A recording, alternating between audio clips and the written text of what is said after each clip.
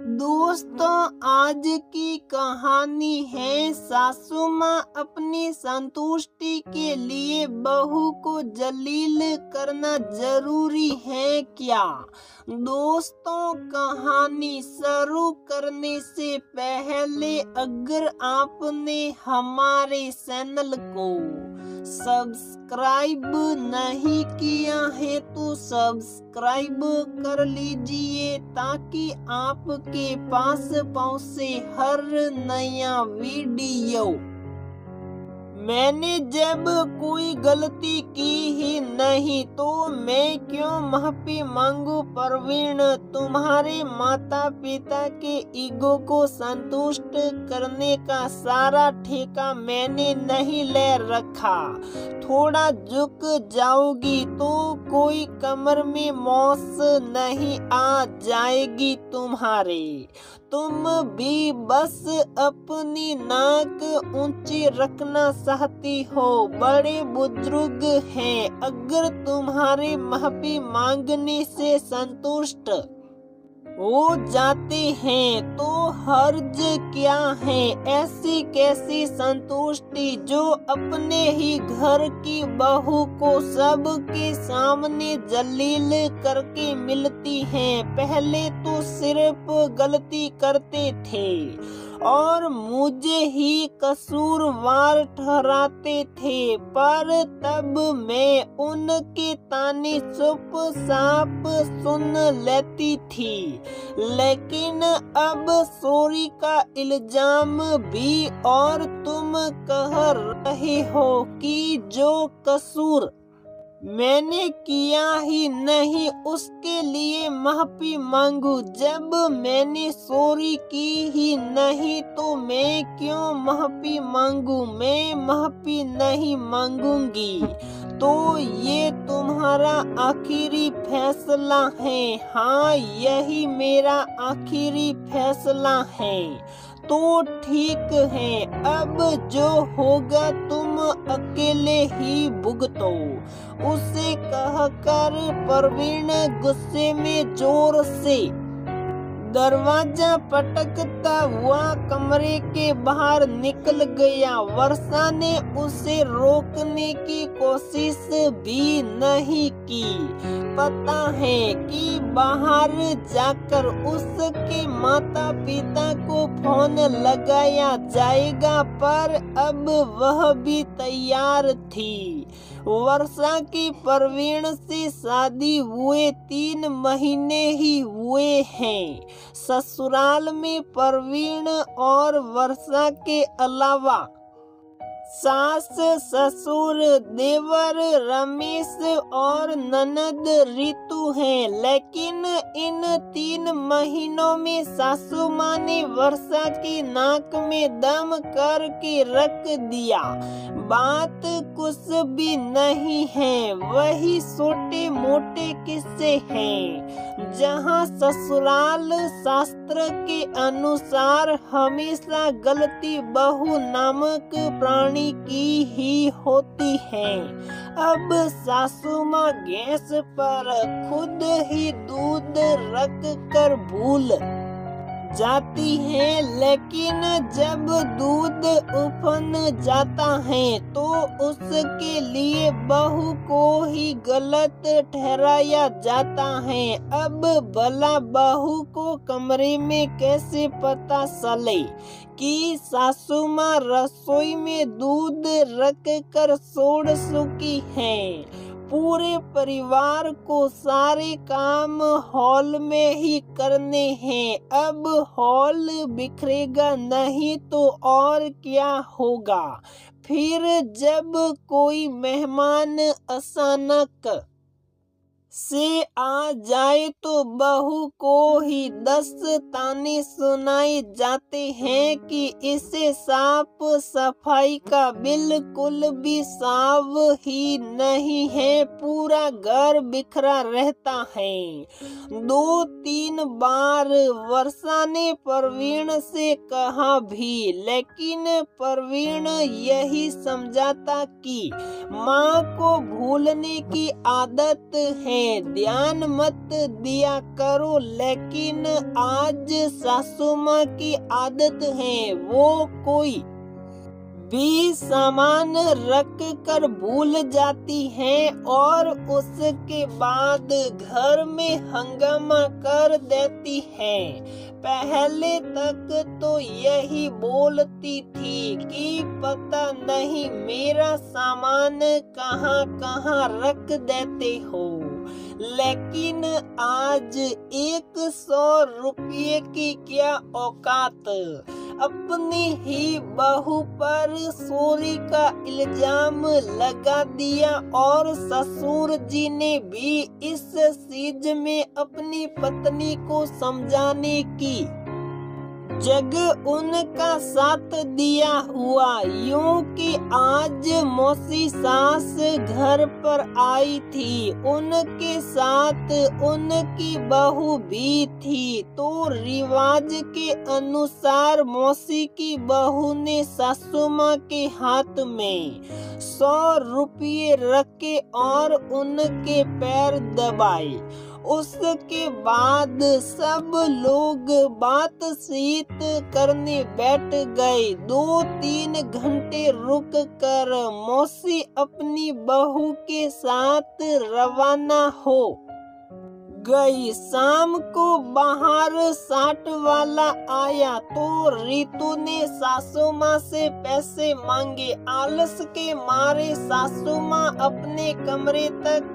नहीं गई और वही वो 100 रुपये का नोट ढूंढने लगी जो मौसी सास की बहू देकर गई थी।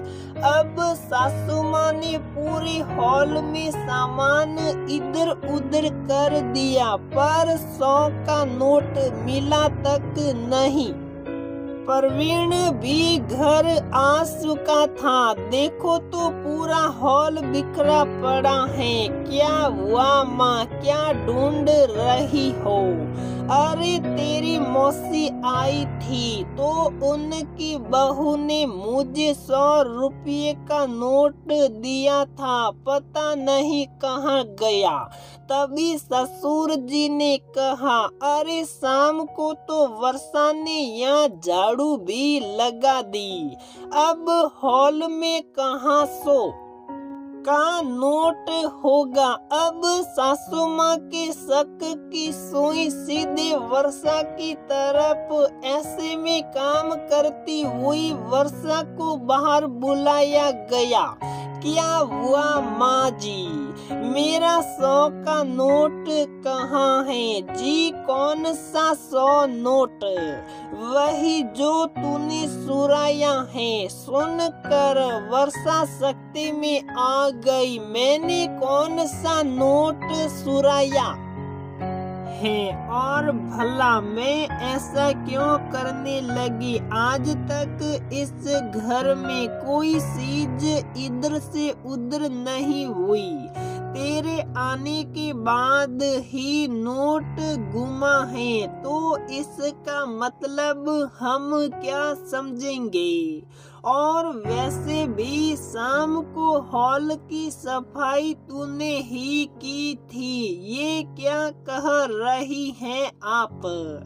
भला 100 रुपये की नोट की औकात क्या है जिसे मैं सुराने लगी? जिसकी नियत खराब होती है वह कुछ भी कर सकता है। तुम तो 100 रुपये की बात कर रही हो, लोग तो 5-10 रुपये भी सुरा लेते हैं। अब की बार ससुर जी ने कहा, देख बहू, तू मेरा 100 का नोट चुप साप लौटा दे और माफी मांग ले। हम तुझे कुछ नहीं कहेंगे, लेकिन अगर तूने माफी नहीं मांगी तो तेरे तेरे माता पिता को भी यही बुला लेंगे, फिर वो देंगे तेरी तरफ से जवाब। जब मैंने चोरी नहीं की तो मैं क्यों माफी मांगू। अब की बार वर्षा भी अड़ गई और अपने कमरे में चली गई। पीछे पीछे परवीन भी कमरे में आया और वर्षा को माफी मांगने के लिए कहने लगा, लेकिन आज वर्षा जी पक्का करके बैठी थी कि शायद कुछ भी हो जाए, वो ऐसी किसी गलती के लिए माफी नहीं मांगेंगी जो उसने की ही नहीं। थोड़ी देर बाद में देवर रमेश भी घर पर आया तो देखा माँ आंसू बहा रही है और पिताजी और परवीन भी माँ के साथ ही बैठे हुए हैं। क्या हुआ माँ, आप रो क्यों रही हो? मेरी तो किस्मत ही खराब है जो ऐसी सोरनी बहू मेरे पल्ले पड़ी है। क्या हुआ माँ, बताओ तो सही। तब माँ ने रोते रोते सारा किस्सा रमेश को कह सुनाया। सुनकर रमेश भी सकते में आ गया। कैसी बात कर रही हूँ माँ, आप ऐसे कैसे भाभी पर इल्जाम लगा सकती हो? तू क्यों तेरी भाभी का ही पक्ष ले रहा है? अरे सोरनी है एक नंबर की। आज तक इस घर का सामान इधर से उधर नहीं हुआ और इसने आते ही अपना रंग दिखा दिया।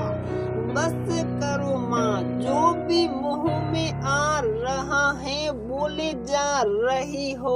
तुम्हें खुद तो कुछ याद रहता नहीं है, ऊपर से दूसरों पर इल्जाम लगाए जा रही हो। मौसी के सामने वो 100 रुपये तुमने मेरे हाथ में ही तो रखे थे जब मैंने आपसे बस के लिए किराया मांगा था। सुनते ही सब हैरान रह गए। परवीन हैरानी से अपने माता पिता को देखने लगा। अब बेटे से किस तरह नजरें मिलाए तो सासू माँ अपनी मगरमच्छी आंसुओं को लेकर अपनी नजरें नीची कर चुपचाप अपने कमरे में चली गई। पीछे ससुर जी भी चलते बने, लेकिन दोनों में से किसी एक बंदे से भी ऐसा नहीं है कि उठ कर के वर्षा से माफी तो मांग ले। परवीन उठकर वर्षा के पास कमरे में गया और उसने अपने किए पर शर्मिंदा होते हुए वर्षा से माफी मांग ली। हाँ, इस वाकये के बाद इतना तो है कि अब परवीन एकदम से अपनी माँ की बात पर विश्वास नहीं करता। पहले वर्षा को भी सुनता है, उसके बाद ही किसी निर्णय पर पहुँचता है। लेकिन एक टिस हमेशा वर्षा के मन में रह गई कि अपनी माँ के भूलक्कड़ स्वभाव को जानने के बावजूद भी परवीन ने उस पर विश्वास नहीं किया।